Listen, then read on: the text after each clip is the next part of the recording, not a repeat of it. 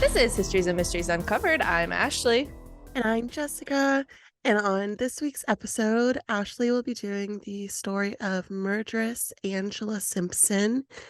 And I am going to be talking about Adrian Carton de Viar. Wow. I'm really turned on by that pronunciation. That was very sexy. Thank y'all. You're welcome. I'll go tell Kyle that I'm moving to West Virginia. Wow, say that again. Adrian Carton de Viar. Oh, so pretty. I love it. It's French, right? It's like, I don't know if it's like French or Belgian. He was all over the map. Gotcha. Yeah, he's another World War fighter I wanted to play Ooh. off of 2 weeks ago. Because Leo Major was such a badass that I just Yeah. wanted to do another badass. And he put Leo Major, he was crazy. This guy's fucking crazy. I'm excited to hear. So, And yeah, how are he's you wild. feeling, Miss Deathbed? Um, obviously you can tell like not great still, Yeah. but my ear infection is gone, so Oh, that's great. good. I can finally hear a bit better, which is nice. Yeah. But I'm still very congested. Yeah. You poor thing. So apparently it'll just go on for a couple weeks. Ugh, that sounds awful. But that's okay. On more health related news, I don't know if anybody cares, but if anybody out there has, can commiserate with me, I found out that I have to get a colonoscopy. I didn't even know that. Yeah, I found out yesterday because of my diverticulitis. So I got to go in Yeah, and get a colonoscopy, and I don't wanna. that sucks. But they do put you like under, like kind of how they do for your wisdom teeth, that same type of under, like through the IV. They don't intubate you or anything like that. Oh, that's so nice. So, They don't do that here. oh yeah, so I get like a whole day off of momming to like sleep in bed. So See, a colonoscopy wouldn't be so bad if you could be put to sleep, but I don't think they do that here. that's insane. Yeah. Ugh. Yep. So I'm not looking forward to it, but also like get a day of sleeping. I mean, That would be nice. right? So if anybody's had one, please let me know that they're not awful. If they Share are your horror awful, stories. just don't tell me. Tell me. Tell Jessica, and don't tell me till after, which I don't know when it is yet. So on an update really quick, we will be shipping out, I got the coffee mug, so the prizes that we had for our contest will be shipping out sometime this week, so you should see those in your Yay. mail soon. I tried to ship them out yesterday, but my post office didn't have any boxes, so I got to go to Yeah. like Walmart or something and get some coffee mug boxes to ship so they don't break. Did they not come in coffee boxes? They came in packaging, Mm-hmm. and I took them out because I Oh, wanted to see what they look like. And then okay. I threw the packaging away. So, Ashley. so I got to get new packaging. But those will be coming out. And for those of you who want to hop over to our Patreon and join us at the $3 level, we will be dropping our third bonus episode next week as well. Yay. Yeah, so head on over there and do that. And other than that, I think I'm going to hop into it. Please do. So I don't know, Jessica, have you heard on TikTok the interview? People like to lip sync over it's a guy saying you killed him, and a girl says, of course, and you tortured him, of course. Have you heard that at all on TikTok? No. Okay, well, it goes around, and it's usually women making jokes about their husbands doing something stupid, and then they murder them. And at first, Okay. I thought it was really funny because I thought it was from a movie or something. Yeah. So I was like, oh, haha, that's really funny. Well, it's not from a movie. It is from a real murder. So it makes it a little less funny. I mean, a Oh. lot less funny. It makes it a lot less funny. And it's a pretty horrific murder. Pretty horrific. So Do people even know this before they make their videos? I don't Like, know. I don't know. I would hope not, but I mean, we did see all those jokes that went around when those people died in the yeah, ship the going to capsule Titanic. thing. Yeah. Anyway, so I got my sources from Vocal Media Criminal. It seemed like a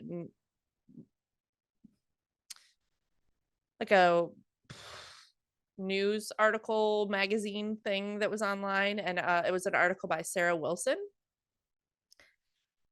Then I also got from Murderpedia and a news station that I didn't write down, and I can't remember which one. It was like CBS or NBC or something like that. And I watched her interview on YouTube. If you want to look it up, it's called Cold-Blooded Woman Angela Simpson interview after getting life in prison. It's Was it chilling? oh my gosh, Jessica. So chilling. I'll tell you about it. And I took notes, so I Okay. wrote her transcript down in here. Ooh. It's crazy. All right, I got my butter tart and we're ready to go. Let's do this. On August 5th, 2009, at around 5 a.m., police responded to a call about a fire in a parking lot behind a local church. It was called the Covenant of Grace Christian Fellowship Church. When fire arrived, they expected, at worst, a prank by some local kids, setting something on fire. Maybe someone who was homeless needed some heat and they set some trash on fire, something like that. Probably just someone having some fun along like that. But what they found shook them to their core. They found what would be one of Maricopa County's, and if you guys don't know Maricopa County, that's Phoenix, Arizona, worst murders that police department had ever seen. Really? Yeah. And it was done by a woman? Mm-hmm. Wow. Yeah. He must have pissed her off. It's so, I mean, there's never a good reason for murder, but this is insane. Ugh. They found a body that the legs were cut off, and there was an attempt to cut one of the arms off as well, but they hadn't succeeded. And there were these pieces of this body in this trash can. That is personal. They saw that the body had been beaten, stabbed, teeth had been ripped out, the throat was slashed, and the person was strangled. Yeah, I probably should have said this before. This is pretty gruesome, and there is torture, so trigger warning. The teeth. Yeah. Police immediately started looking into this brutal crime, but they didn't have any leads. There was no witnesses. There was no evidence there, especially because the body had been lit on fire. So anything that was there, has been burnt up. They couldn't use dental records because there wasn't any teeth. And most of the fingerprints had been burnt as well in the fire. However, the medical examiner was able to piece together fragments of the fingerprints to get a whole fingerprint to determine that the body belonged to 46-year-old Terry Neely. The autopsy also revealed more details about Terry's extensive injuries. He had multiple blunt force wounds to his head. He was stabbed at least 50 times. His teeth had been removed in, quote, a very unprofessional way. So I'm assuming probably just pliers and pulling them out. His throat was slit. He had a 3-inch screw going through his forehead into his brain.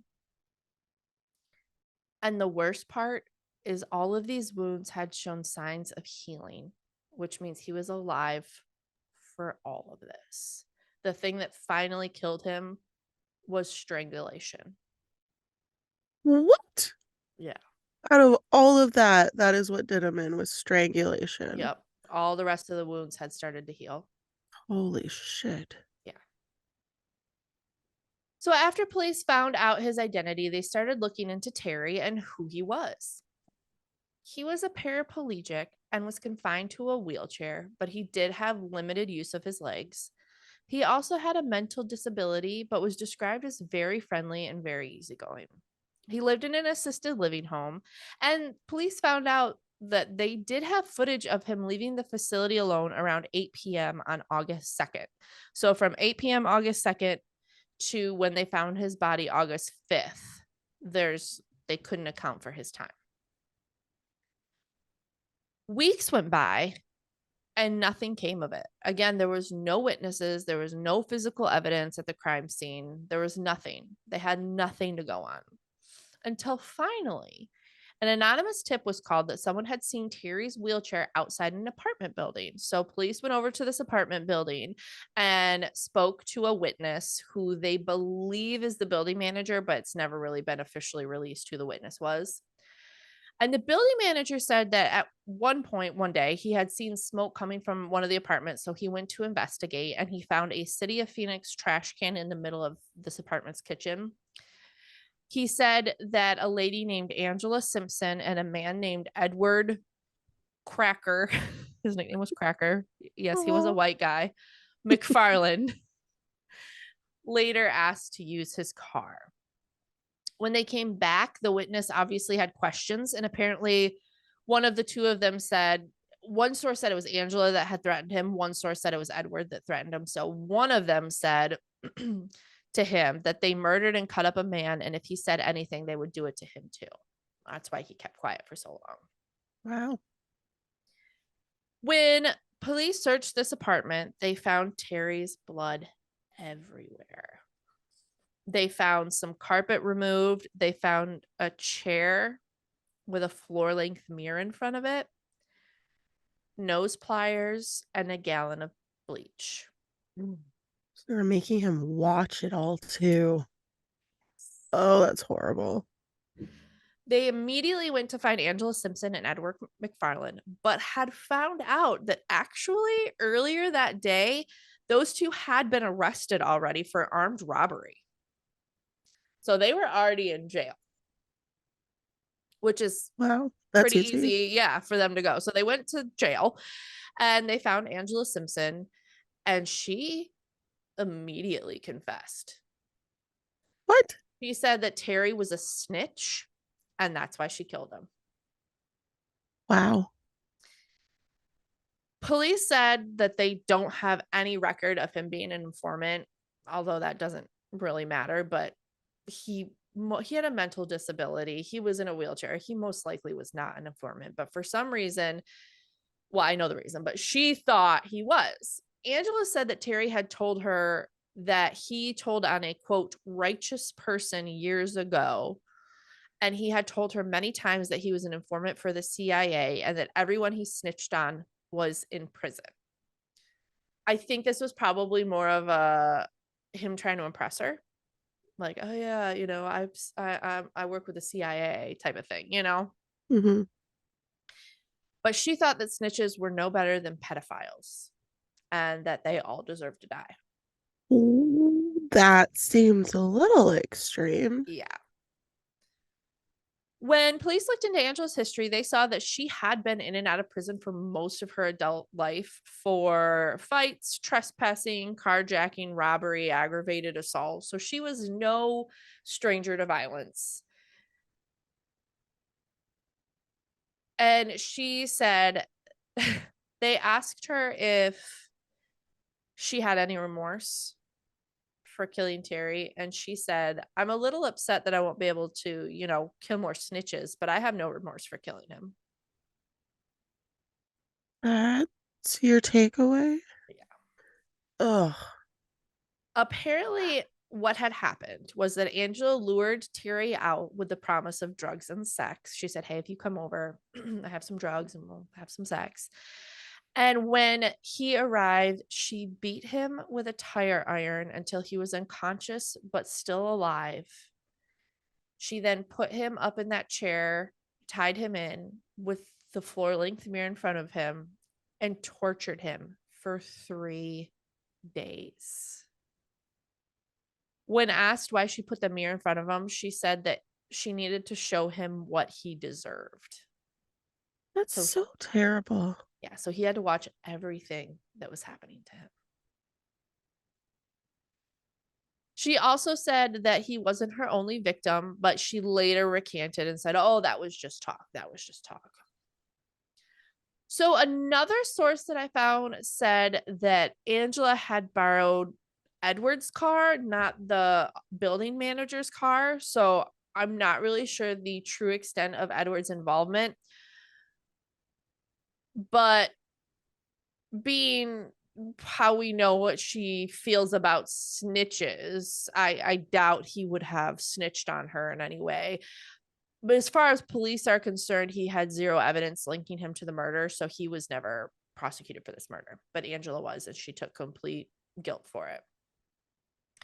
Angela pled guilty on March 22nd to first-degree murder and was sentenced to natural life in prison plus 14 years. Good.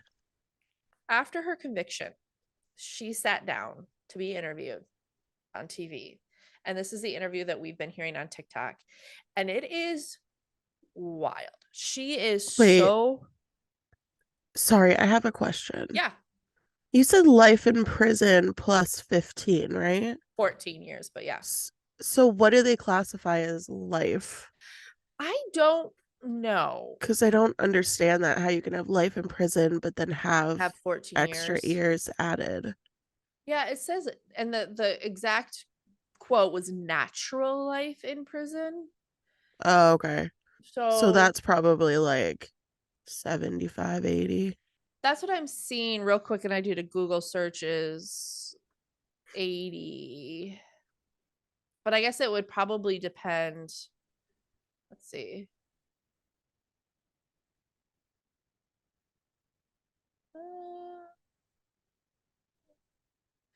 People sentenced to life imprisonment can normally apply for parole after 7 years. That doesn't seem right. Yeah, I'm not really sure. Like, if you are sentenced to life in prison, obviously you've done something horrible to deserve that sentence. So why would you be able to possibly get out after 7 years? Yeah, that doesn't seem... Let's see. How long is a life in prison? A basic life conviction in the United States carries a minimum of 25 years before parole eligibility. 3 life sentences would mean the person wouldn't be eligible for release until 75 years have passed. So 25 years. How is that life? That's crazy. Wow.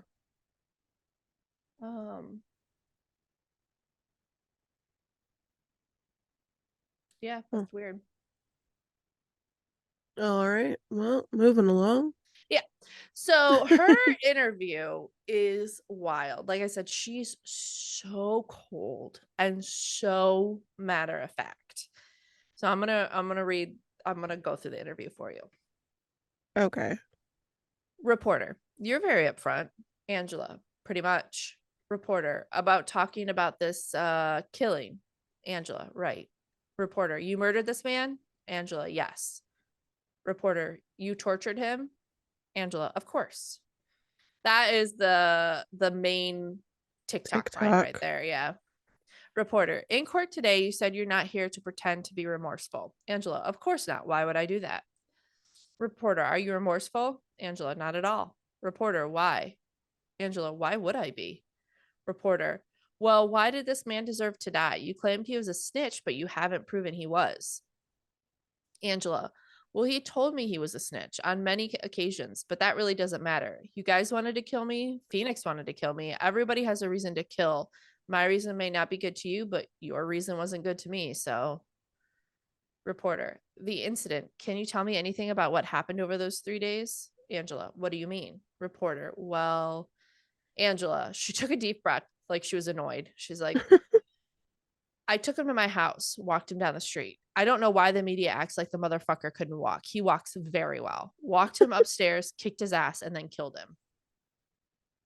Isn't that insane? It's not funny within the context, Yeah. but out of the context, it's very humorous how she talks. Yeah. Yeah. Like you said, she's very matter of fact Yeah. and just very nonchalant. Yeah. And About this something is, that's, yeah. yeah, no remorse. No. Reporter, do you think it was fair today that there was just in the courtroom? Angela, no, I don't. Reporter, why? Angela, I should have gotten the death penalty. Reporter, did you want the death penalty? Angela, no, I'd prefer to spend my life with my sisters. Earlier, and I didn't include this part in the interview, I kind of picked more of the dramatic pieces of the interview, I guess you could say. But earlier, she had mentioned that she has a lot of family in prison, so she gets to kind of spend the rest of her life with her family. So that's where she Wow. said, I'd prefer to spend life in prison with my sisters. Yeah, I do believe that would have been justice. Reporter, so you deserve the death penalty, but you're glad with what you got. Angela, yeah. Reporter, do you believe him? Do you really think he was a snitch? Angela, oops, if he wasn't. Yes, I believe he was. Reporter, Oops. yeah, The yeah. fuck, lady. Isn't that insane? Reporter, help me understand. For 3 days, I know crimes of passion or something, in the heat of the moment, but to spend 3 days driving nails into a guy's head, pulling his teeth out. Angela, right. Reporter, why? Angela, she got the smallest smirk on her face, Jessica. Ew. And she said, I found it necessary. Reporter, did you find it pleasurable or exciting? Angela, it was just necessary. Reporter, necessary. So this was more like a business proposition. You were doing something, a job that needed to be done. Angela, right. Reporter, really? Angela, right.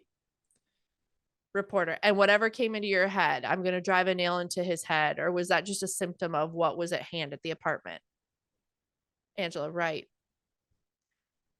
Reporter, what would you have the world know? You're sort of an interesting character because, first of all, women generally don't commit crimes that heinous. Angela, right. Reporter, this is usually a domain of men. Angela, that's unfortunate. Reporter, so you think more women? Angela, oh yeah, equal opportunity, definitely. Reporter, and I know you're kind of being a smart aleck. Angela, slightly sarcastic. Yeah, I can do that. Reporter, but seriously, in some ways, I've been covering murder and mayhem. I've been covering serial killers to petty shoot 'em ups. And you don't meet many women that commit this kind of calculated long-term murder that you committed with this guy. And you don't meet many people who are willing to say, I did it and, deal with it. Angela, right. That's the way it should be, in my opinion. Reporter, you seem almost self-righteous about it. I did it. Do you think you did the right thing by killing this guy? Angela, of course, definitely. Reporter, other than shooting his mouth off, what else did he do that you know of? Angela, that's what he got done for. He's white trash. Somebody had to take it out. That's it. Reporter, was there a racial component to it? Angela, oh, there's always a racial component. Reporter, okay, what do you mean by that? Angela, I'm not going to elaborate at all. And then she laughs. And then he said, okay, but the fact that you're a black woman and he's a white guy, that factored into your killing him? Angela, yeah, I wouldn't kill another black individual. Reporter, okay, if you had the moment to live over again, Angela, I would have kept him alive a week. Reporter, but you would have still tortured him and killed him? Angela, oh, I'd have tortured him for a week, yeah, instead of 3 days, definitely. Wow. Why did she only do 3 days then? I don't know. They said they speculate that she either got bored or she just got Yeah. tired of it. I don't And know. I honestly thought when you were talking about the racial component that it would have been reversed. Yeah. Like, not her being her race and him being Oh, yeah. his Yeah. race, you know? Hmm. I figured that it would have been opposite. Yeah. Yeah, I can see that. Let's see. Reporter. So your only regret is that your torture didn't go on any longer. Angela, right. And I regret not killing my other victim. I should have killed him too. I just didn't have time. I had to go somewhere.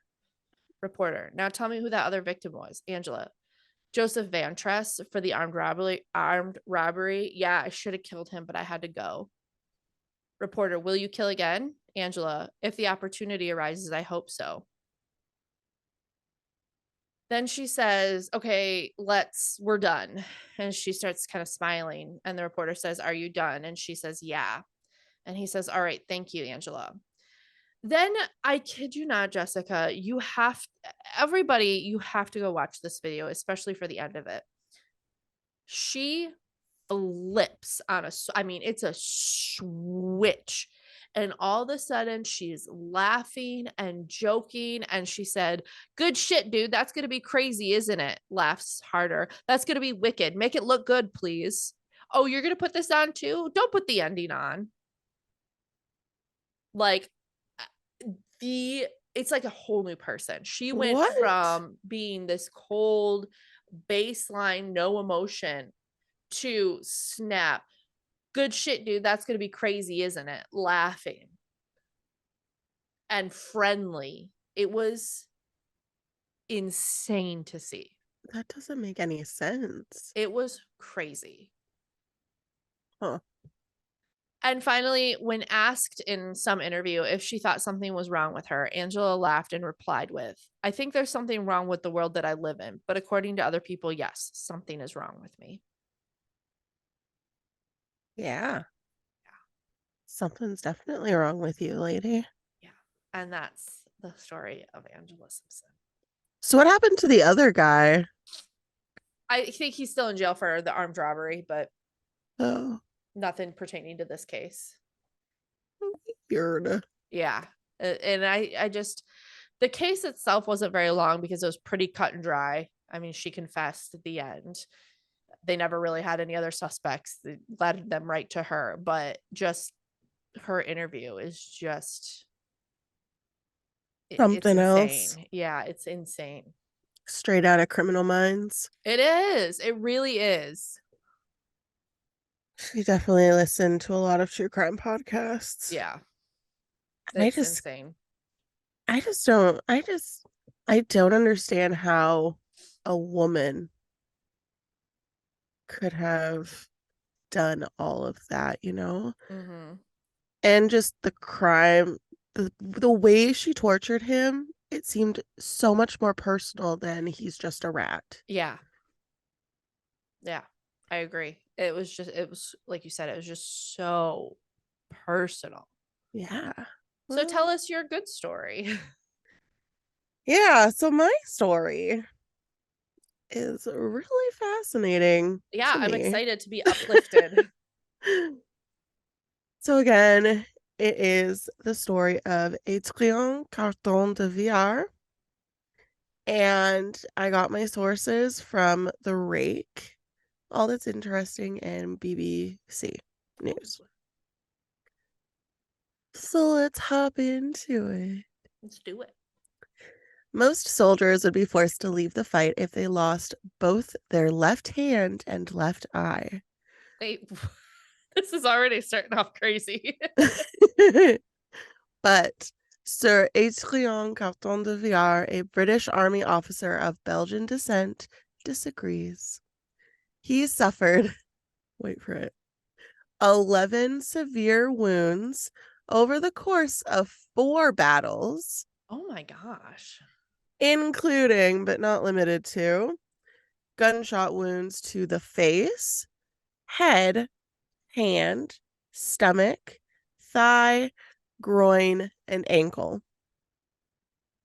Oh my gosh. And if that weren't enough, he also shattered his back, attempted numerous escapes from an Italian prisoner of war camp, and survived countless plane crashes.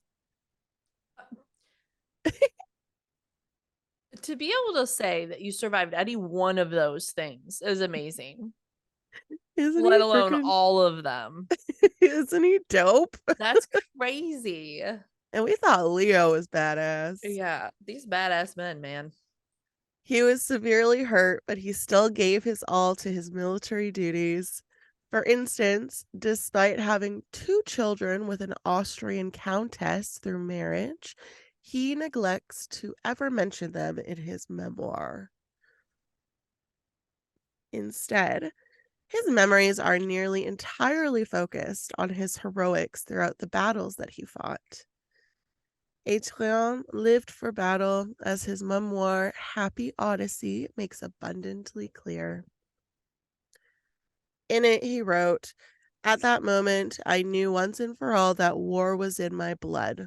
He said in his book of the Second Boer Battle that broke out in 1899 between Britain and 2 Boer nations of South Africa. He said that he would offer himself to the Boers if the British weren't interested.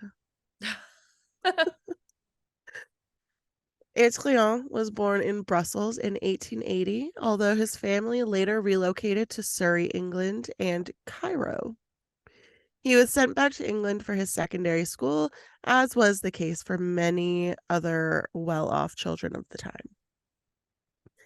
He then continued on to Oxford, where drinking alcohol and playing cricket took precedence over any desire to pursue an academic career. Adrian was a brazen, larger-than-life personality from the start, even though he was just a teenager at the time. Although it was widely believed that Leopold II, the King of Belgium, was actually his biological father. Oh. Yeah. And yeah. That was never proven or anything, but it's widely believed that that was the case. Interesting. He went back to South Africa for duty in 1901, where this time he enlisted under his real name and served as a commissioned officer until the war's end in 1902. He acquired British citizenship in 1907 and for a short time acted the part of an aristocrat. I think you mean an aristocrat. I do. So he played the part of an aristocrat while hunting fox and fowl across Europe. He found time to get married and have a family, as we mentioned. And when World War I started in 1914, Adrian was called back into active duty. His initial effort was to put down an uprising in British Somaliland. He rode into action there as a member of the Somaliland Camel Corps against the soldiers of Somali chieftain Muhammad Abdullah Hassan, also known as Mad Mullah by the British.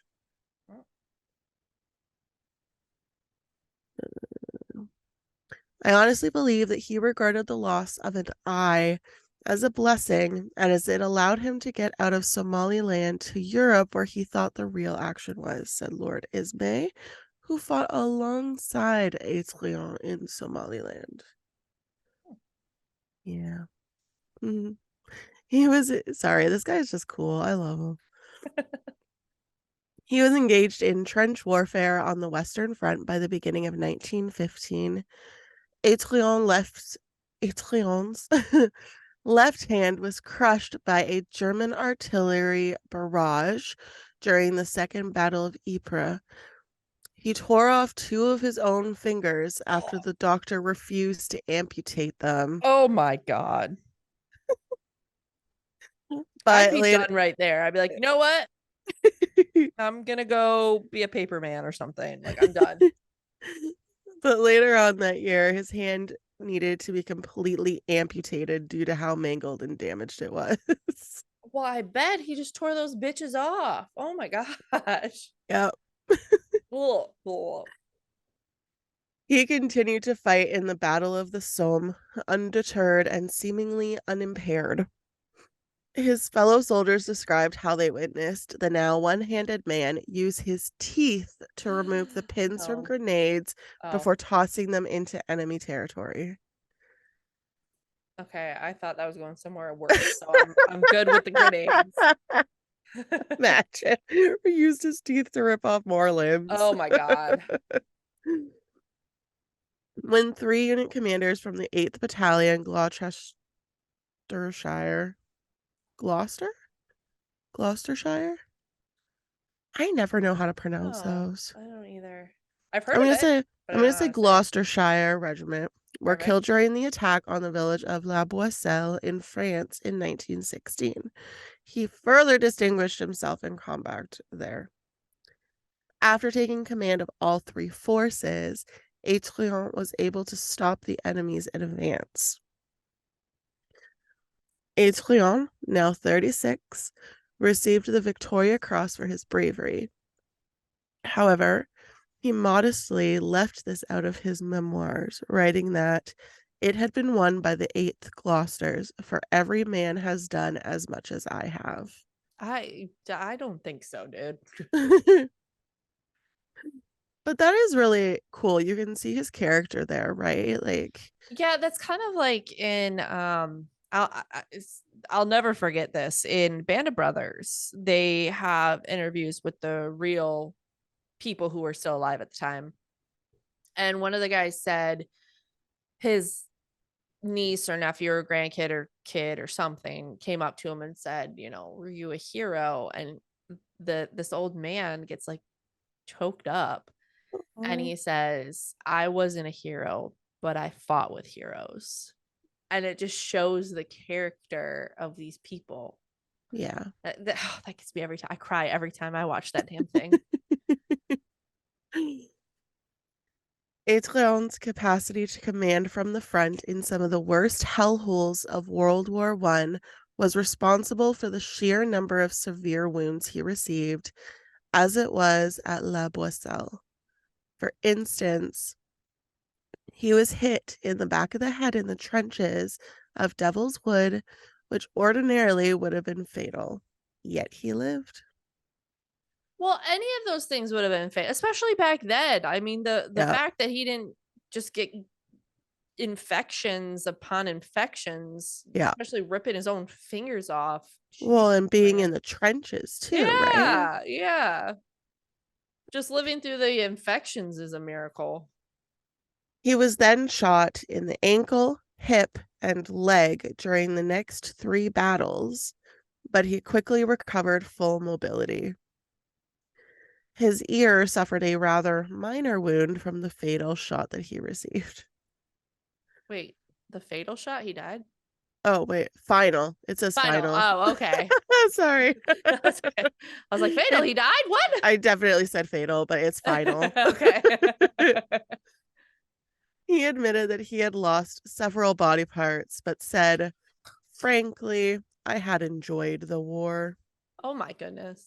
Yeah. If I'm losing one body part, I'm done. I honestly was just so sick, and I feel embarrassed to be like, I'm dying in my bed right now when these people are getting shot. Yeah, you have all your body parts, Jessica. That's what you think. Adrian was certain to locate a conflict wherever there was one.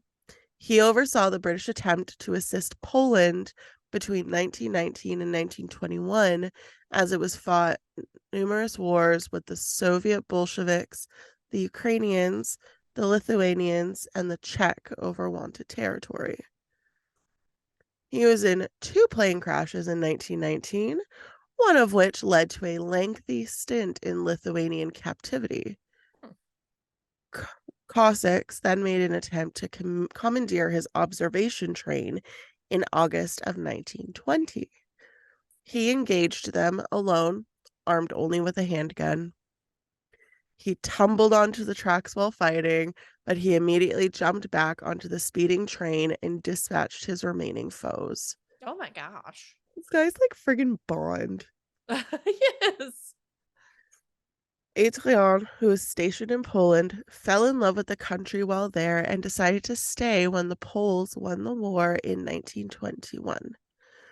He retired in 1923 with the honorary rank of Major General, and the ensuing 15 years were spent daily shooting at his Polish estate. Good on him, man. Enjoy what you like and do it in retirement. You enjoy retirement more than anybody I've ever heard. Yep. Sadly, the Poles' period of peace was very brief, as they were brutally attacked by both Nazi Germany and the Soviet Union in the early years of World War II. After being forced to flee Poland, Adrian returned to the UK and re-enlisted in the British Army. In 1940, he was then ordered back into battle and given command of an Anglo-French army in Norway. But his appearance laid the stage for the disastrous mission that would follow. Oh, gosh. When his seaplane was attacked by a German fighter plane, it was forced to make an emergency landing in a fjord. He resisted getting into a rubber dinghy since it would be a sitting duck. He remained there in the wreckage until the hostile aircraft essentially ran out of ammunition and took off. Yep. He casually boarded a naval warship that had been dispatched over before being brought to shore. In Norway, Adrian didn't last very long. His troops lacked supplies and they were outgunned. However, with his guidance, his troops overcame obstacles to reach Trondheim Fjord while being pounded by the German Luftwaffe, which is just a German war vessel. Okay. Withstood artillery attacks from German ships and avoided German ski troops. Imagine people just like coming at you on skis. Eventually, after being heavily bombarded, the Royal Navy was able to transport the soldiers safely out of Norway, and Adrian arrived in Great Britain on his 60th birthday. So he's still fighting, and he's almost like he's getting up there in his years. I'm 36 and I'm exhausted. Right? Winston Churchill selected Adrian to head a British mission in Yugoslavia in April 1941, but he never made it. Oh. His Wellington aircraft abruptly plunged into the Mediterranean while traveling from Malta to Yugoslavia. Until the main body began to sink, he and the British Royal Air Force crew sought cover on the wing. The 61-year-old Adrian then assisted a hurt, huddled colleague in swimming a mile to shore. And remember, this man doesn't have an extra hand. And he is helping another person swim a mile. That's insane. That's They crazy. reached, and he doesn't have his left eye either. They reached the coast and were immediately taken by the Italians. Carton de Viar was one of 13 high-ranking commanders held captive at, I found two pronunciations for this word, Vincigliata Castle or Vincigliata Castle. Okay. South of Florence. Found two different pronunciations. Gotcha. The detainees made many attempts to escape since they refused to stay locked up.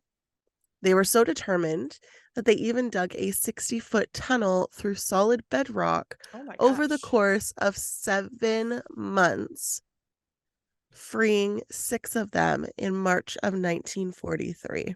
And he's 60 at this point, or over 60. Yeah, he's 61. Oh my gosh. They pretended to be Italian peasants, but the one-handed guy wearing the black eye patch stood out. I bet.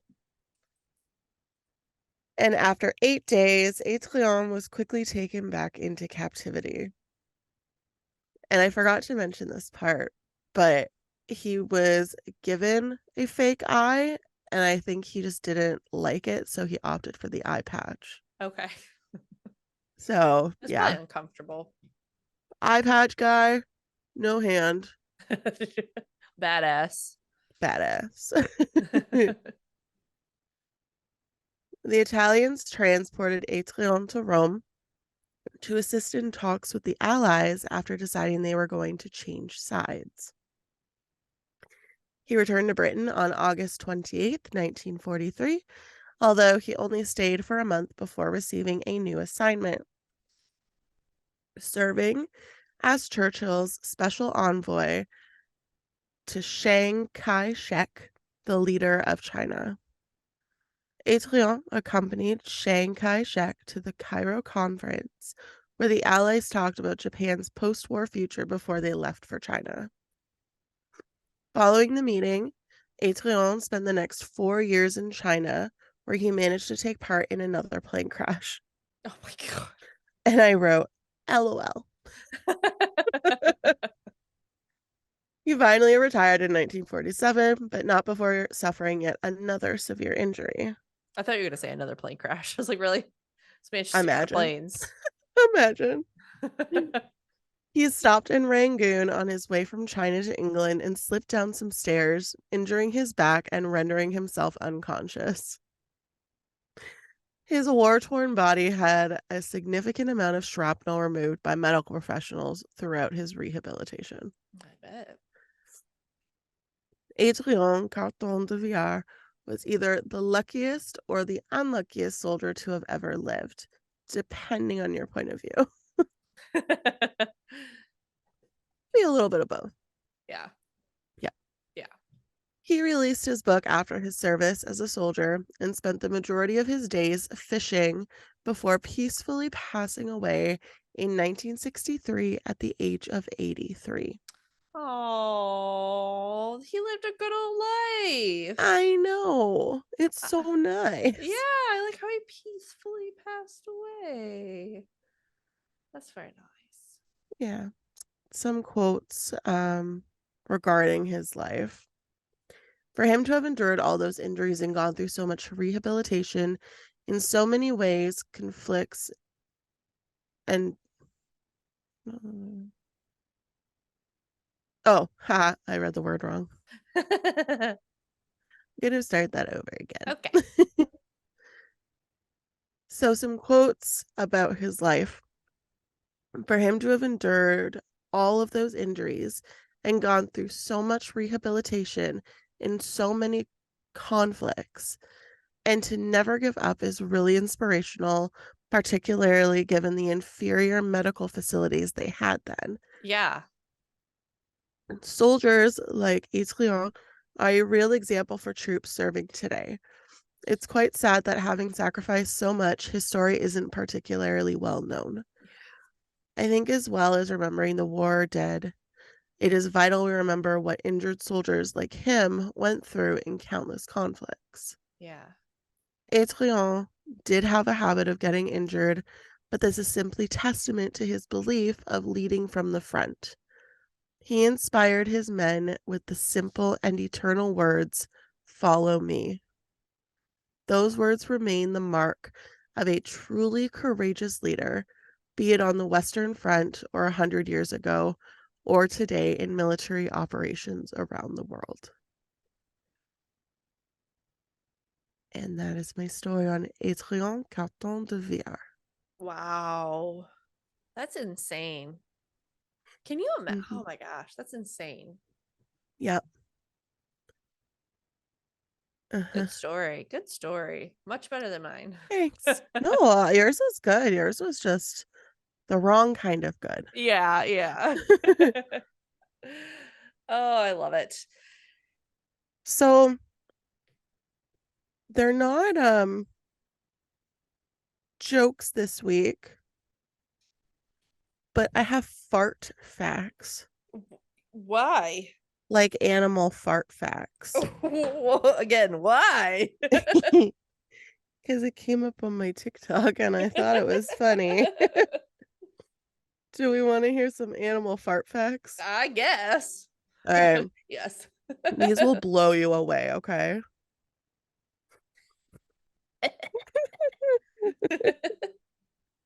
Lemurs use their farts to have stink fights. Oh my God.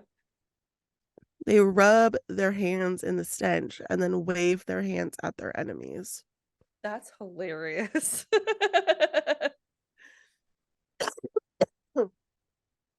Apologies. Blue whales can create fart bubbles so big that you could fit a horse inside. Oh my God. Zebra farts are so loud that they can be heard from miles away. Zebras also fart with every step they take when running away from a predator. Listen, don't embarrass them. They're doing their best. Ferrets scare themselves when they fart. So do my dogs sometimes. This is so funny.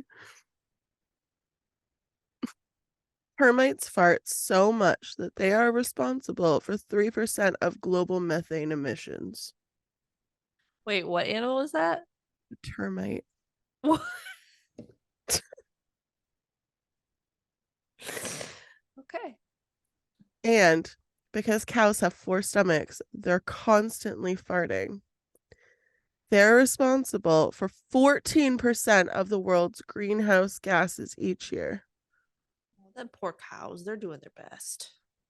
Oh, and manatees use farts to help them float.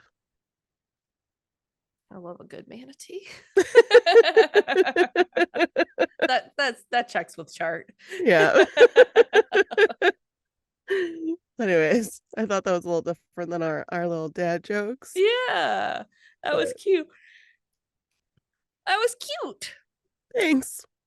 If you want more of us lovely ladies, you can find us on Facebook, YouTube, Instagram, TikTok, and Patreon. Yeah, and if you want to rate and review us, nice things, you can do so on Spotify and Apple Podcasts. Yeah, we got a comment saying that we say and like too much, and I'm real sad about it. we're trying real hard. It's real hard. I want nice comments, okay? Jessica, nice things only. I don't mind the mean things, but like, haha, it's hard. It's the way I talk, okay? Can't help living my truth. Live my truth. We're trying. We're trying real hard on the ums and like. My 4th grade teacher would be so sad. So anyways. Well, yeah, thanks for tuning in, and we look forward to bringing you 2 new stories next week. Bye. Bye.